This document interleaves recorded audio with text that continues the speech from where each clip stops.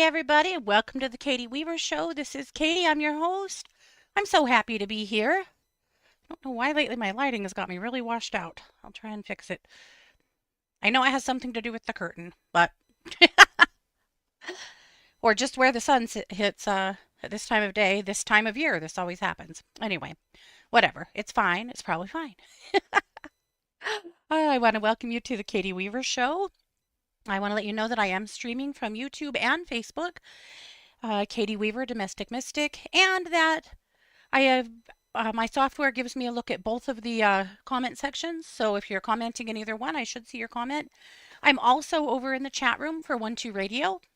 You can find that by heading over to 12radio.com, clicking on the chat button, and you'll be redirected into the Facebook chat. So I do have my eye on that too. You'll see my banner at the top of the page and other people there as well. So lots of ways to connect. I would love to see you. Most of all, how are you? Seems like almost every time I show up to this show, I'm saying things like, you know, things are weird right now. Things are still weird right now. Definitely that.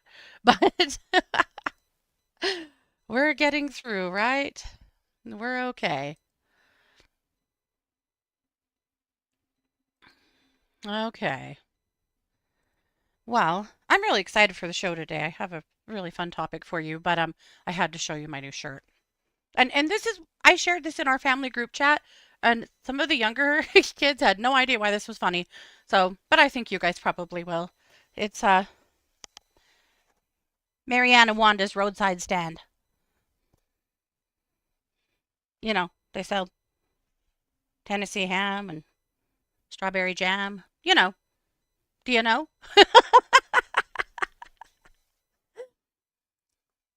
You know, Marianne and Wanda were the best of friends all through their high school days. I could do this all day. It's not worth it. Maybe it is for the bit. Maybe it is. Oh my gosh. Anyway, I'm glad to be here. And I'm excited about our topic because it is vibrational magic in the form of bells and the sacred history of bells throughout centuries of spirituality, millennia of spirituality, actually. And I'm excited about it. Every time we start into one of these topics, it gets me thinking about what my experience is because a lot of times I have my life, and we all do this, but I kind of have my life split into sections, and I have a Mormon segment of my life and a post-Mormon segment. I have a religious segment versus we'd just seen a moose just a few miles before that. And, this is just outside of Yellowstone. There's a lot of wildlife. So you don't know what you might come across. You have to be careful and smart. And so we started to slow way down. As it turned out, it was a coyote that had been hit like very recently with the biggest bald eagle I have ever seen perched on top of it, feeding on it. I, I, it all happened so fast I didn't get a picture. I wish I had. That's one of the most amazing things I've ever seen. Now, you know how I feel about dead animals. Absolute terror most of the time. But honestly, it just blew me away. It was one of the coolest things I've ever seen. That eagle was enormous. And I've seen a lot of bald eagles. We have them out here quite a bit. We have bald and golden eagles, but this was like a fully mature male, so 5 years old probably or more. And he was huge. So of course, as we got up to him, he flew away and landed in a tree and waited for us to pass. And so we kicked around, turning around and trying to just get close enough to get a good picture.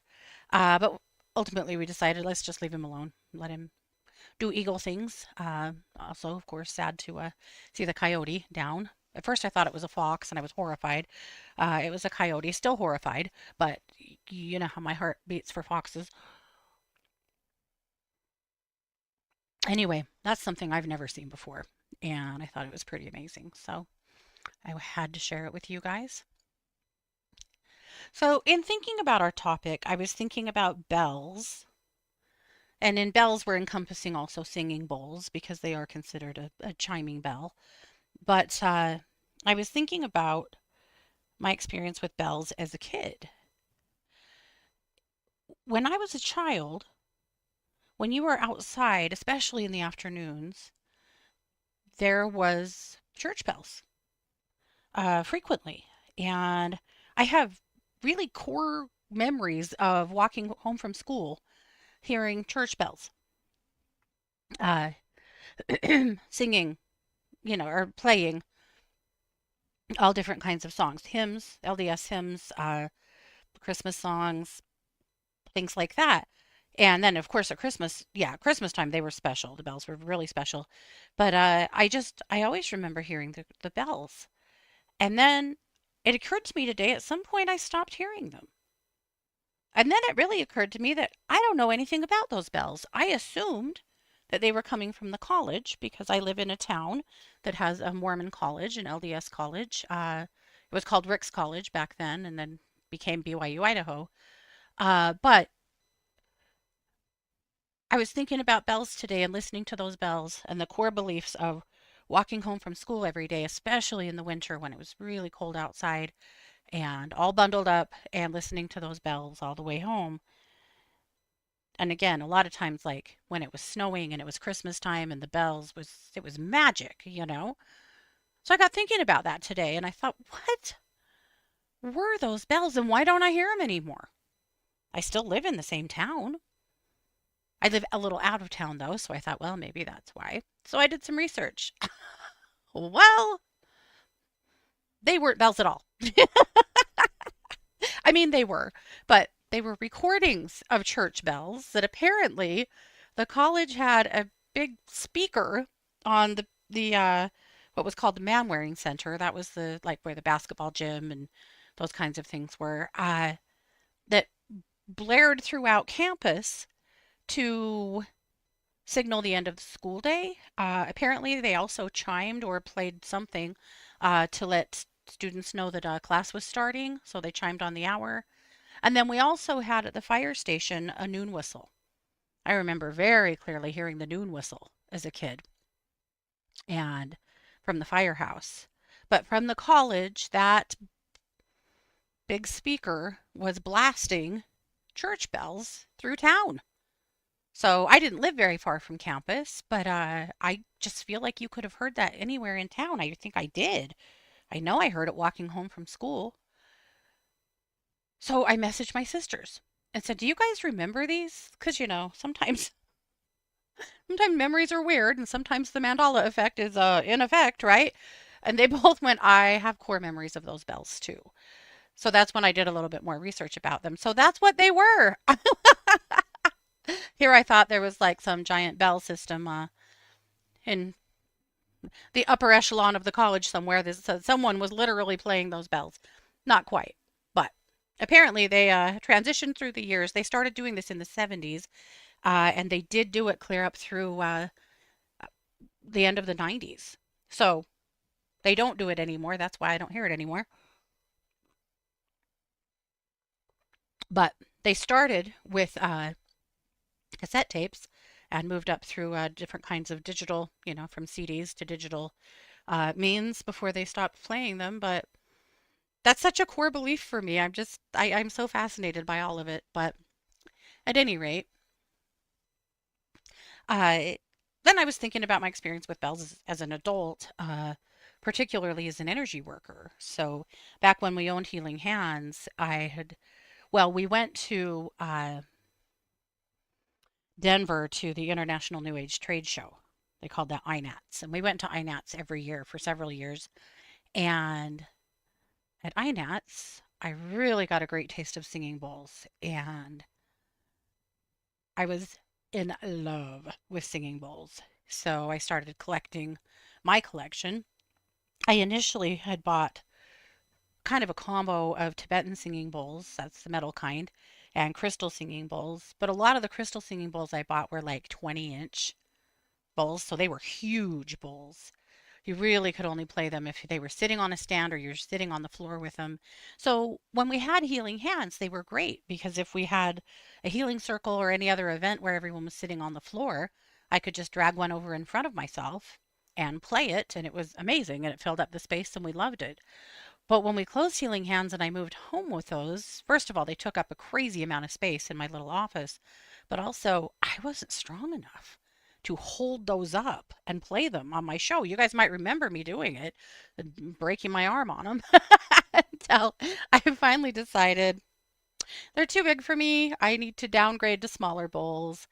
And at the time, Mars was a high school softball player and was out there killing it every day and broke her bat. And her bats were a really good bat was $400 or more.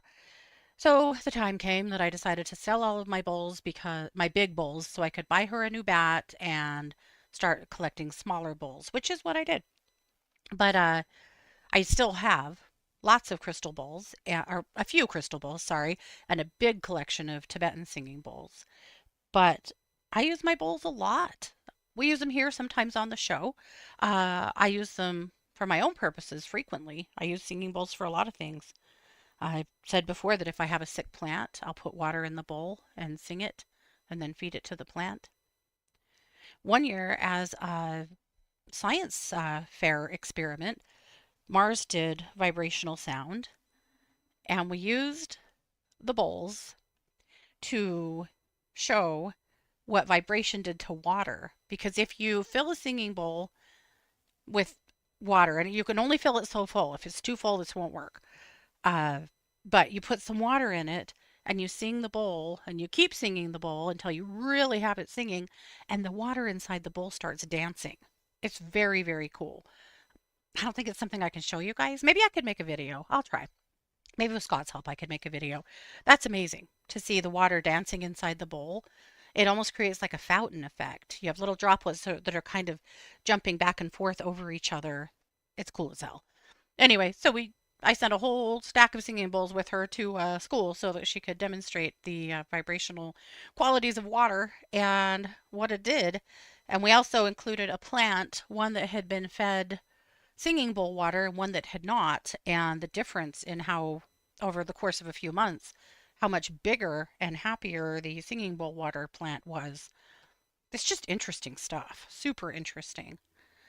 But I was also thinking about my dad. I told you guys this story recently, but when my dad was dying, so my dad had prostate cancer that had spread into his bones. And unfortunately, it had already metastasized into his bones when they caught it. So it just, he was young when he was diagnosed in his late 40s. And that's kind of what happens when men still have a fair amount of testosterone. It happens quickly, and that's what happened to him. So they had held it off for a lot of years with hormonal therapy and then chemotherapy and then a different kind of therapy altogether. So he'd kind of had different treatments over the years, but he, sorry, I'm going to lose my train of thought here. Okay, so he had a tumor that by the time he was on hospice, he had quite a few tumors. And bone tumors they're really just eating away the bone. They're not a growth, they're the opposite, but they're itchy and they're horribly painful. Bone cancer is horribly painful. But so he had a big tumor in his knee, but the bigger problem was in his spine. And so it was kind of right between his shoulder blades, and it itched like crazy. And you can't itch a bone itch because who can get to it? You can slap it, and it made somewhat of a difference. But that's how I decided to try a singing bowl, because he'd ask me to slap his back all the time right on that spot to see if we could just give him some relief, right? So I tried a singing bowl. So I had him lay down on his bed. I put a big bowl right on that spot and just started chiming it. We did use earplugs too, because you're not supposed to use a bowl too close to your eardrums. They don't like that. But would chime the bowl pretty hard, and it would really start to vibrate. And by God, it would itch that bone itch. And it would actually take that itch away for days. And then he'd text me or call me and say, "Hey, can you bring your bowl over?" Sure can. and I'd head over there and we'd do it again. But that made a huge difference.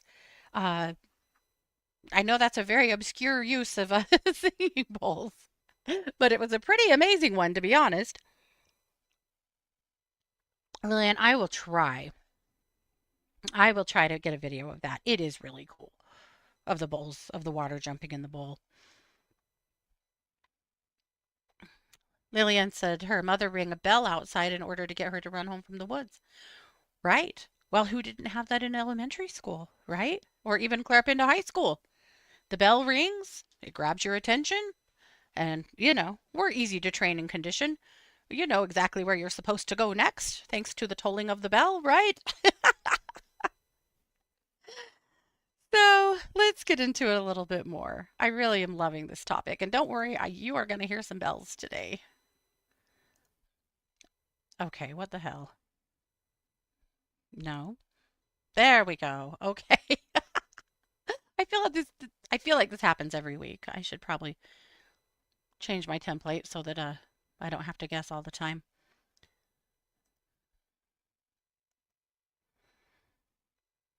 All right. Well, the intro of my article really is just talking about things I've already told you about, but I also have used bells or bowls. I've used both in space clearings for years and years. I think that vibrational therapy or vibrational frequencies help to break up stagnant energy better than sage or Palo Santo or, whatever you're using as far as an herb is concerned. So we always use either a singing bowl or a set of chimes or a bell and use those things in places that just don't ever get any light, like the utility room, under the cupboards, under the bed, under the sink, in the closets, places that are stagnant and particular, and in basements and places like that too. But those are ways that we have used bowls or bells over the years many, many times for clearing. But let's talk about before the church bell. When you think of bells and spirituality, you might go straight to church bells because we've all seen them, we've all heard them. You might still hear them. Long before Christianity existed, bells were being made. Archaeologists have discovered bells made from pottery rather than metal. And then as metalworking developed, of course, we know that much more advanced bells started being made and larger, louder bells started being made. So bells have been found in archaeological sites from Asia, Europe, Africa, and the Middle East, all over the place. So China, especially, they took making bells to an extraordinary level. By the Bronze Age, they were making these big, elaborate bells and huge sets of bells that had all these different notes so that they could play different melodies and songs on them. So the Chinese biazong were sets of bronze bells that were suspended on large wooden frames, and they were played like gigantic musical instruments. This is what they looked like. And there have been full sets of these bells recovered from archaeological digs. They're amazing. And I am going to play some for you. Oh, I'm not going to play them. YouTube is going to play them for us. So give me 1 second to get the right screen shared here.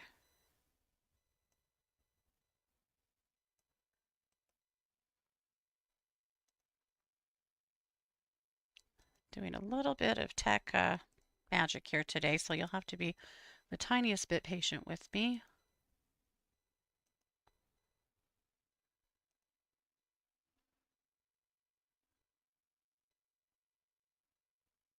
Okay.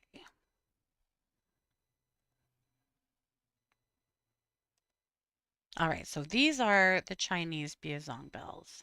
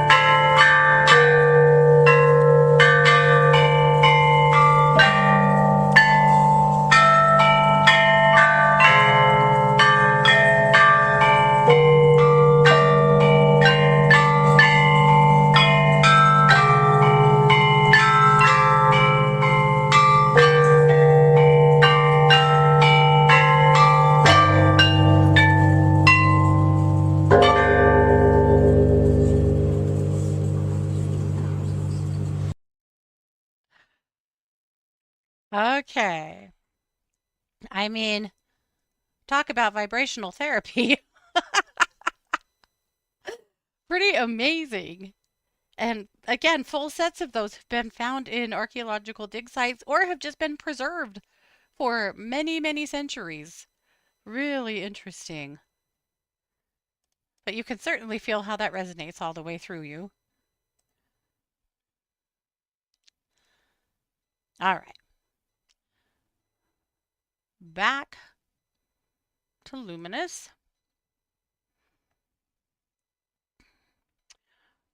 And then there was a lot of practical use for bells, right?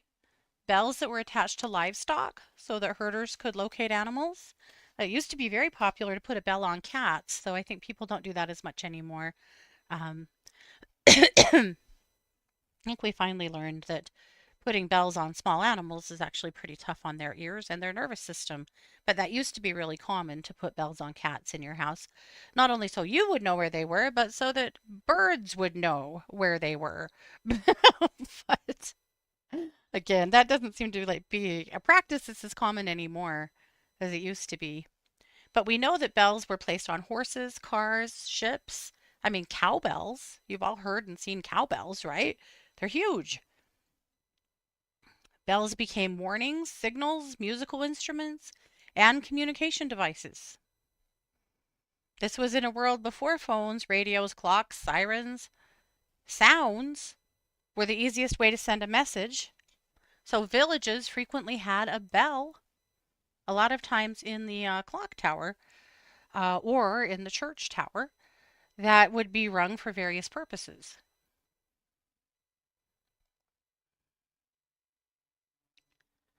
And then at some point, bells became a part of ceremonies in temples, right? Carried by religious leaders, incorporated into ritual clothing and sacred objects. Think about Indian clothing that many times has like a jingle belt in uh, like belly dancing and Hindu performances and things like that, and many other things. That's just the one that came to mind. But bells started to represent protection, purification, communication with the divine, and transition between ordinary life and space. There are also jingle dresses in many Native American cultures that have the long, uh, kind of tubular bells that jingle. And that also had a spiritual and cultural significance. But again, human beings that are completely independent of each other were using bells.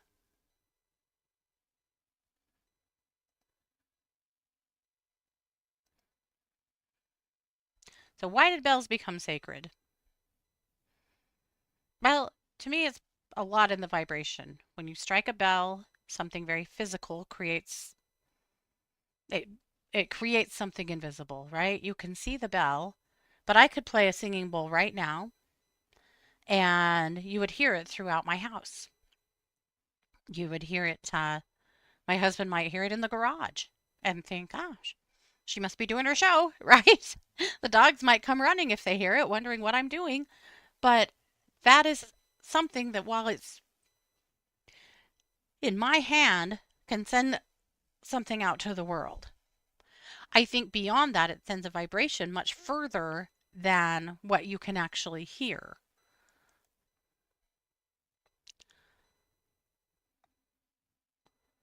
Sound reaches places we cannot. A bell that's rung outside a temple, of course, can be heard by someone who never enters the building. A bell from a hilltop can travel, of course, across homes, fields, forests, even over water. When you chime a bell, you're sending a sound without really knowing or being able to control where it ends. If you think about prayer or energy work or intentions the same way, there's some pretty obvious symbolism that tie those ideas together. In a lot of spiritual traditions, bells became a way of announcing that sacred time was beginning. Uh, Ringing a bell could mark the beginning of a service, of a prayer, of a meditation, of a ceremony. They could be something that stops within hearing distance to tell people to stop and turn their attention to what's happening. Again, you think about in school, we were all very conditioned as children in school to know exactly what the ringing of a bell meant, right? If it was at the beginning of class, it might mean that you better have your butt in your seat. If it was at the end of the class, it meant freedom, right? Or lunchtime, or recess. So essentially freedom. But when a bell rings, you stop and listen. That's one thing that we are all very conditioned to do. That's something that with singing bowls is very common. When you strike a bowl, especially a big one, you want to listen, right? And I like to listen until I can't hear it anymore. When you're holding a bowl like this, when you strike it, you can still feel it. At least I can. I can still feel it moving through my body, moving through my hand, long after I can't hear it anymore. So I'm going to give you a few tones of this bell.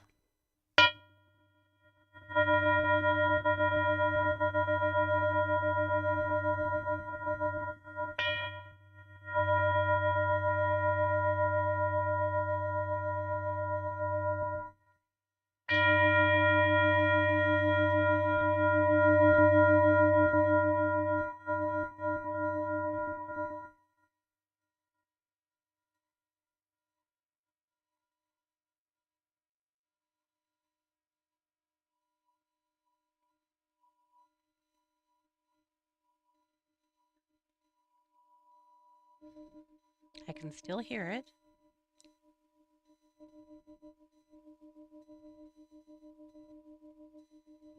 I can still hear it.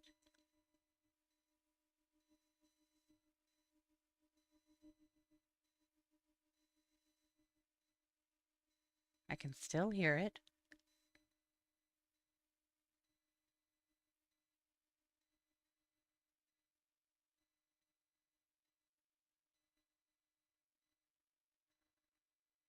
I can no longer hear it, but I can still feel it.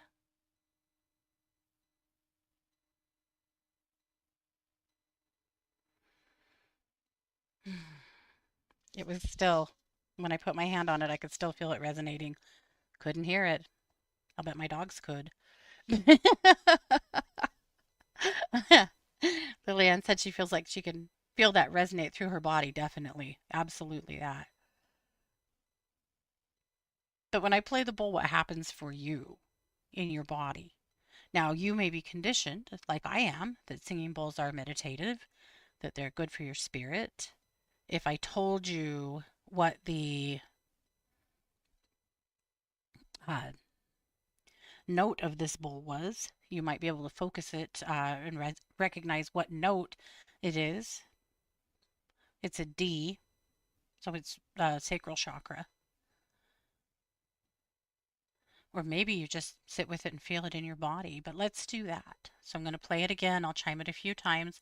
I just want you to close your eyes and just let yourself feel whatever you feel. If you recognize it somewhere in your body, make a note. If you don't, that's okay too. If it you just feel it everywhere and there's not one specific spot, that's okay too. But also just make a note of where it sends you, how it makes you feel.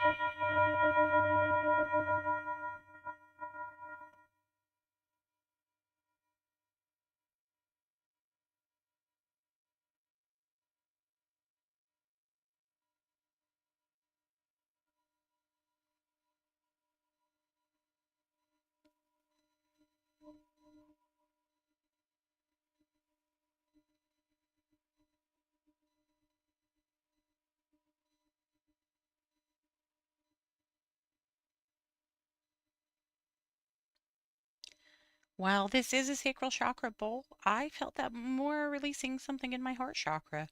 That's what I love about singing bowls.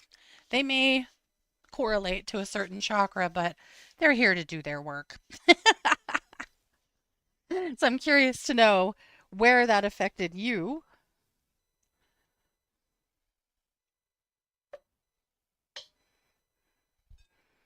We're also going to play a little bit with a crystal bowl. So this is a, let's see, C, D, E. This is a E, a heart chakra bowl. Scott bought me this bowl for Christmas a few years ago, and it's one of my favorite things. Lilianne's head from her head down her spine, like a kundalini. Backwards kundalini? Maybe not. All right, so with crystal bowls, they're not really chimers, they're more singers. Tibetan singing bowls are singers too. They're just harder for me to sing on the air. You don't hear them as much.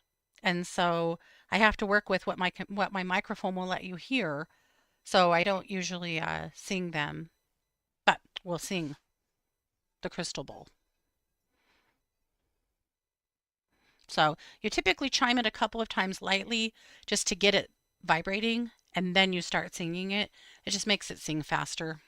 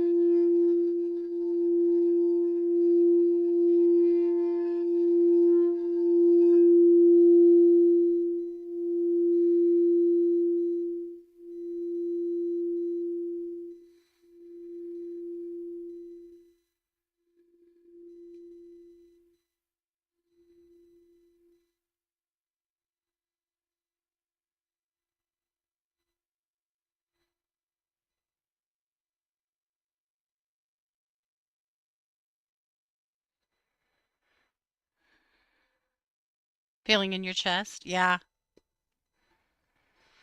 same actually. Both of those released some anxiety I didn't realize I was carrying. Uh, so that's the difference between the two. I always feel like the metal singing bowl is more of a, like it resonates deeper within me. I guess I could say I feel like the metal bowl probably resonates more within my physical body, and the crystal bowl resonates more in my spirit body. And that may not be the same for you, but that's essentially probably an easy way to sum that up, the way they resonate within me.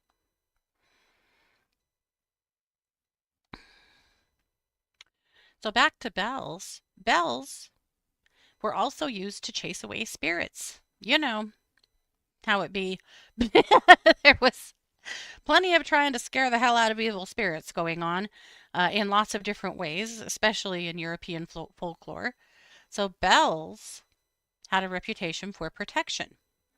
So the sound was meant to drive away demons, troublesome spirits, bad luck, unwanted influences.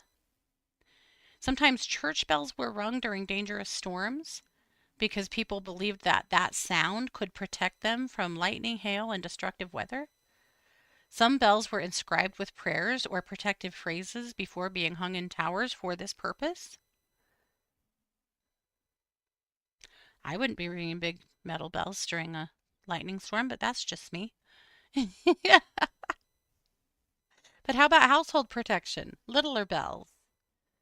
People would make strings of what we now call witch bells.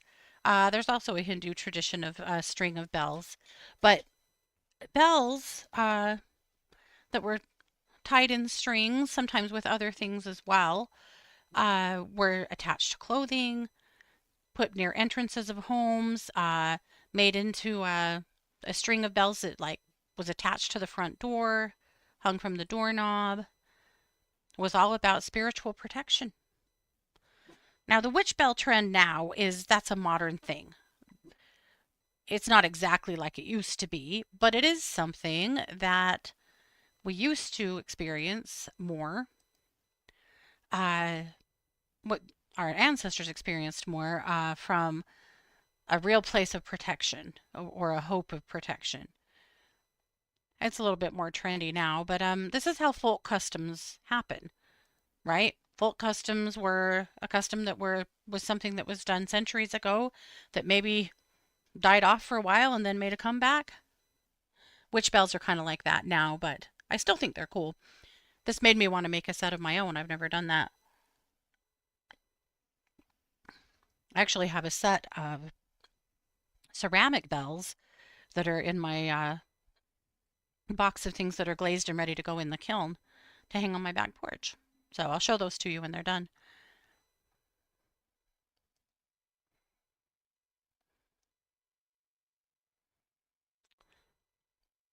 And then, of course, I talk a little bit about sound clearing, which I've already discussed, so we're not going to waste any more time on that.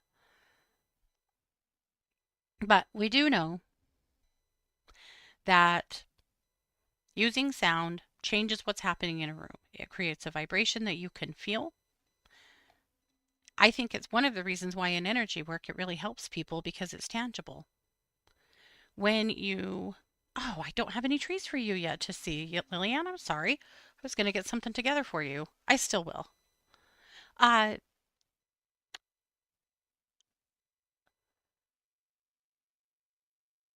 Now our bell typically is your phone, right?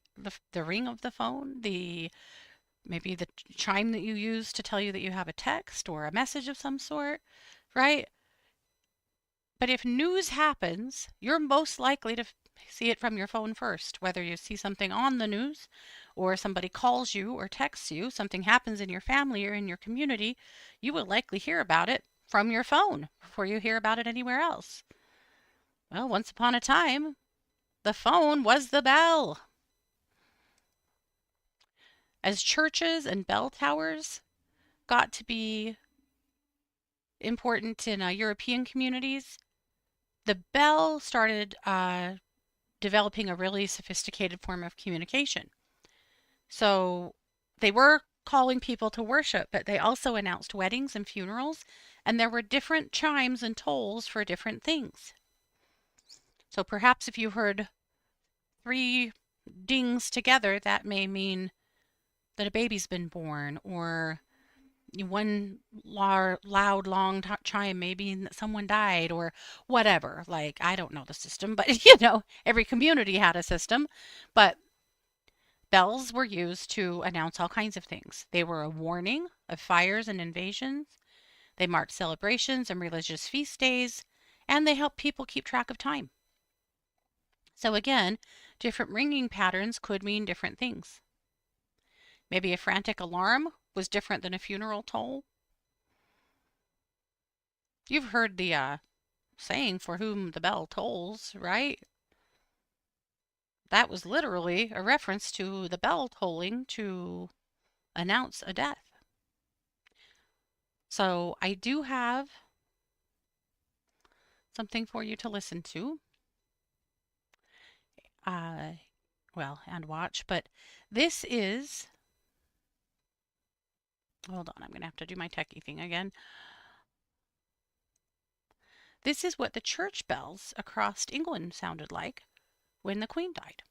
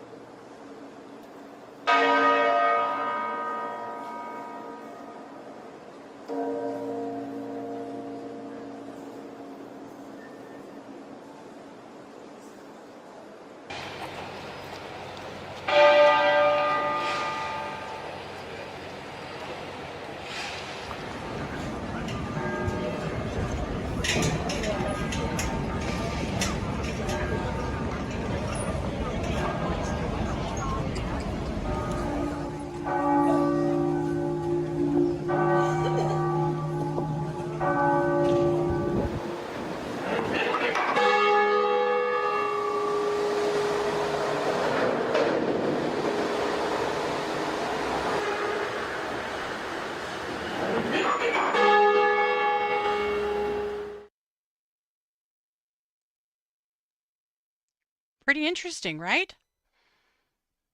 That's a very modern use of bells.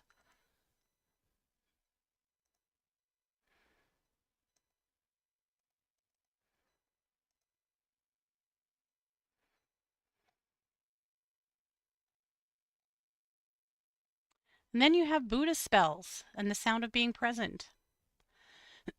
Part of Buddhist practice for centuries has been using bells in different incarnations in different ways.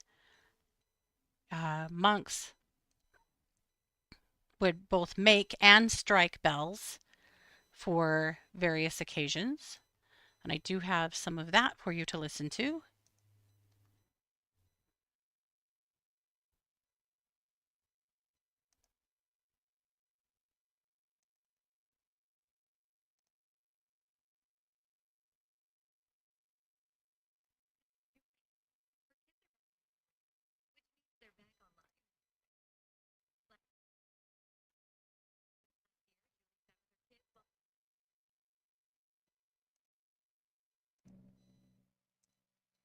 Let me start that over.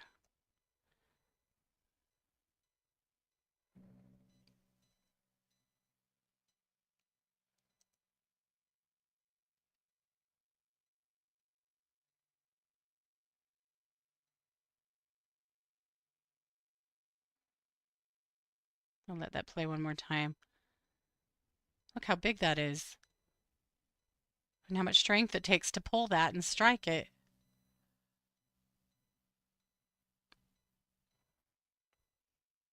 Absolutely amazing.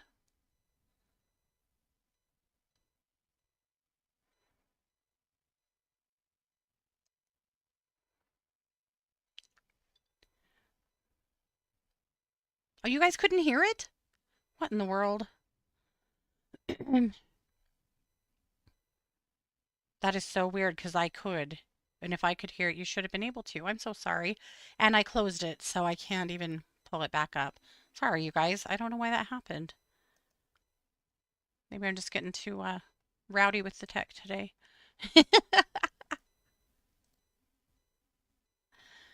Okay. But you did see the size of those bells. Unbelievable.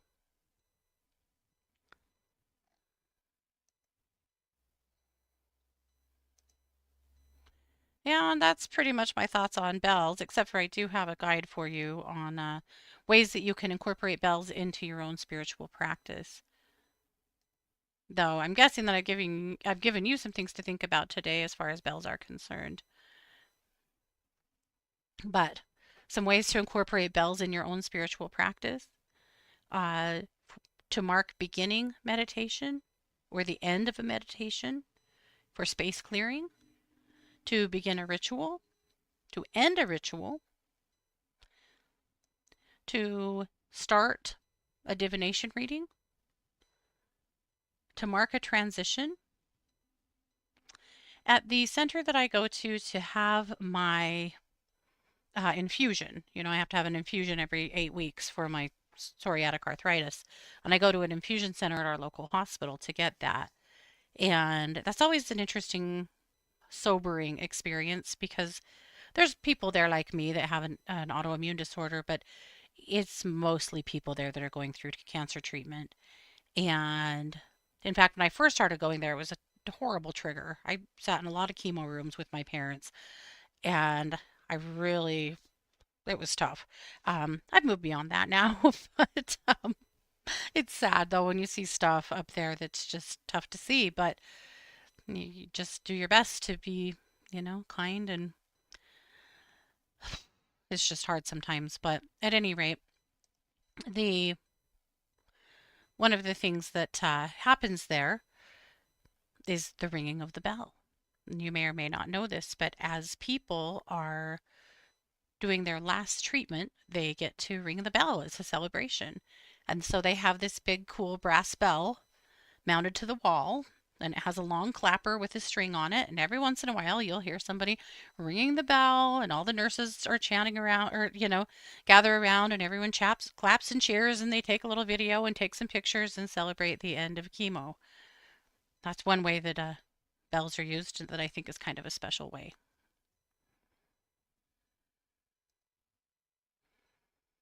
Protection and boundaries. You could certainly make some or buy some witch bells. Or you don't have to call them witch bells. You can call them whatever you want. But you ring a bell in memory of someone who's passed. Ring a bell as you're setting your intentions to let that sound send them out into the universe. How about ringing a bell for daily mindfulness, just to draw you back into the present? And then, of course, singing bowls and healing and sound therapy for your mind, body, and your spirit, of course. But lots of different ways that you might consider incorporating a bell. Also, if you're going to secondhand shops, antique shops, stuff like that, you can always find some cool old bells. Remember when bells used to be like a real collector thing? Maybe they still are, I don't know. But I can remember seeing grandmas having like big collections of bells that they'd collected from all over the place, right? My grandma did. In fact, I have some of her bells still.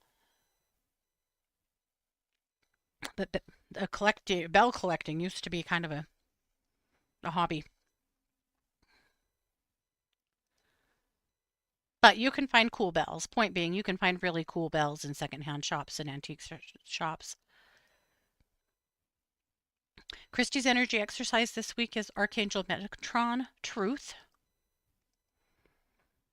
Of course, there's lots of crime over at True Crime Squad. And lots of meditations over at Planet Meditation. So that's what I've got in Luminous this week. So hopefully you found something interesting. Right? Same. Right, Liliane? Now I want to start collecting them, damn it. I have no room for this.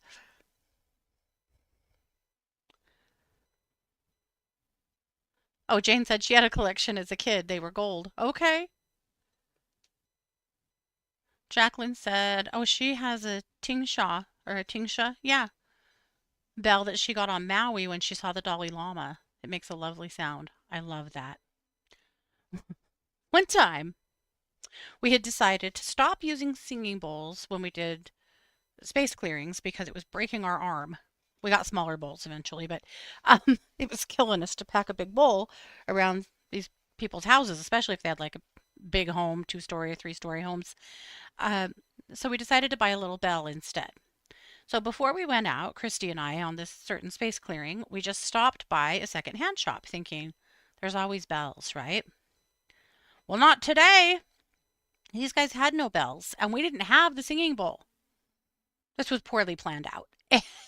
So the only bell we could find in that store, you guys will die. Do you remember the game Pit? And it has that big orange bell that sits in the middle of the table? Yeah, that's what we could find. So we bought that sucker and we did a whole space clearing with it. And by the time we were done, we were ready to throw it away. Never see it again. Because that was the most obnoxious, annoying sound in the world to hear over and over and over clearing somebody's house. So, in case you're wondering, a pit bell is not that good for this. We got some chimes after that, and then we just got a smaller bowl that didn't break anyone's arm to use. But anyway, those are my thoughts on bells and bowls and basically a different form of communication and vibrational therapy throughout time. So I hope you enjoyed this conversation and that you think a little bit more about bells in your world. Now, the next time you hear a bell, you are definitely going to pause. I know that. Right? The ghosts probably ran. They probably haunted us for that. We would have deserved it. All righty, guys. Well, that's what I've got. So I want to remind you that I am a professional psychic advisor over at one2listen.com. You can find me over there every day doing healings, readings, and everything in between. I do a lot of energy work over there. I do a lot of animal communication. And sometimes you just need somebody to bounce something off of and give you a good perspective or a little boost to get something going. I'm happy to be that guy. So just know that if it's important to you, it's important to me. And so I'll always be available to you. If you head over to talk to me, and again, that's at number 2listen.com, and you just look for me, Katie Weaver, if I'm not there. Just do a scheduled call or a callback request, and as long as I'm able, I will get back to you as quickly as I can. Occasionally I'm literally just on the road or traveling and can't, but I'll do my best to get back to you as soon as I can and be there to be available to you. So that's what's up. I will be back. Yes, happy new moon and eclipse this week. Should be some pretty interesting energy. So take good care of yourselves, make the most of it, and I'll see you next week. Same place, same time. This has been yet another production of the Katie Weaver Show. Take care.